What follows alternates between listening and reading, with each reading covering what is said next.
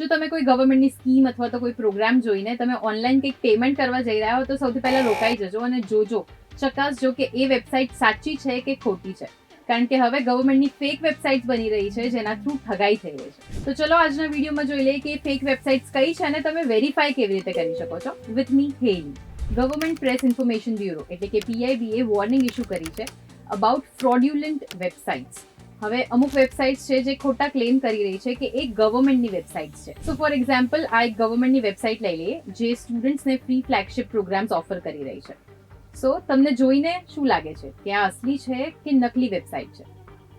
ખબર નથી પડી રહી, રાઈટ? અસલી વેબસાઇટ જેવી જ લાગી રહી છે ને, પણ આ નકલી વેબસાઇટ છે. અહીંયા ફીસના નામે ઠગાઈ થઈ રહી છે અને આવી એક નહીં પણ અનેક વેબસાઇટ્સ છે જ્યાં સ્ટુડન્ટ્સને ફ્રી લેપટોપ આપવામાં આવી રહ્યા છે, પછી જે વીજળીનું બિલ હોય તેમાં મદદ કરતી યોજના, અને આ બધી જે ફેક વેબસાઇટ છે એની PIBને જાણ થતાં તેમને ફેક્ટ ચેક કર્યું અને પછી તેના ફેક હોવાની પૂર્તિ તેમને એક્સપર કરી. And it's hard to find કે આ વેબસાઇટ સાચી છે કે ખોટી, કારણ કે એનું લેઆઉટ, એનું પ્રેઝન્ટેશન, એનું કન્ટેન્ટ બધું જ સેમ ટુ સેમ છે. તો જો તમે પણ ઓનલાઈન કોઈ ગવર્મેન્ટની સ્કીમ અથવા તો કોઈ પણ ગવર્મેન્ટની વેબસાઇટ થ્રુ જઈ રહ્યા છો તો એને ડબલ વેરીફાઈ કરજો.